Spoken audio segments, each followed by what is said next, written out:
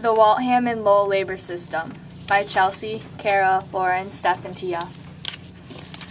The Industrial Revolution was a time of great changes brought by modern factories. It first began in Britain, but quickly made its way to the United States. In 1810, Francis Cabot Lowell took a trip to England where he visited textile factories and got the idea to open his own factory in America.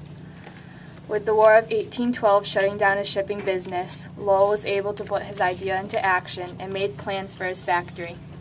In 1813, Francis Cabot Lowell brought together all the processes for making cotton cloth by opening the Waltham factory that went on to be a huge success. Because of the achievements made by the Waltham factory, Lowell and his associates decided to open a second factory. These men found a spot on the Merrimack River. Here, the 30-foot waterfalls could supply power to the factory's machines. It opened in 1822, and they named this new factory in the town itself Lowell. Now, textile factories began popping up all over New England in states like Massachusetts, New Hampshire, and Maine.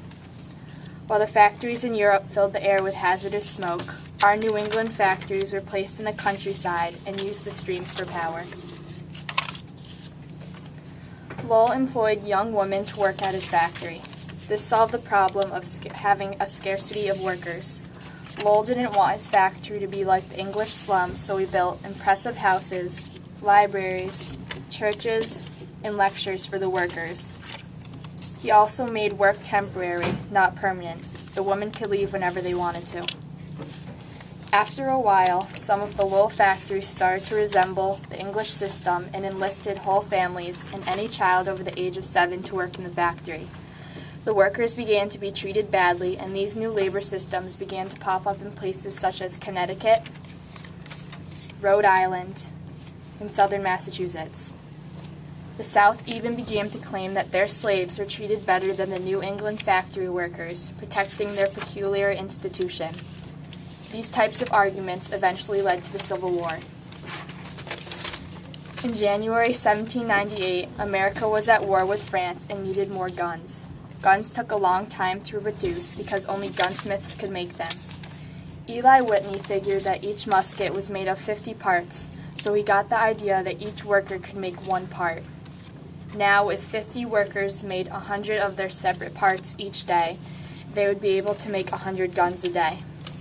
Also, none of these men would need to be a skilled gunsmith.